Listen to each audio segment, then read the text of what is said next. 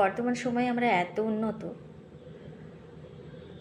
আপনারা হয়তো সকলেই জানেন যে মানুষ তার সাধ্যের বাইরে গিয়ে কত কিছু আবিষ্কার করেছে, কিন্তু আজও মানুষ যেটা আবিষ্কার করতে পারেনি সেটা হচ্ছে মানুষ মাপার যন্ত্র বা চেনার যন্ত্র। ভবিষ্যতেও পারবে কি না জানি না। তো যেহেতু মানুষ চেনার আর কোনো উপায় নেই, তো আপনি হয়তো ভাবছেন যে আমি সামনের মানুষটাকে চিনি না, কী করে ভরসা করব। আপনাকে এইটুকু ঝুঁকি তো নিতেই হবে। সতর্কভাবে একটা ঝুঁকি নিয়ে ফেলুন। একটা মানুষকে চিনতে হলে তার সঙ্গে ওঠা বসা করুন, কথাবার্তা বলুন, তাকে সময় দিন, এবং তার মধ্যেই আপনি যেটা জানতে চান তার মানসিকতা আপনি জেনে যাবেন।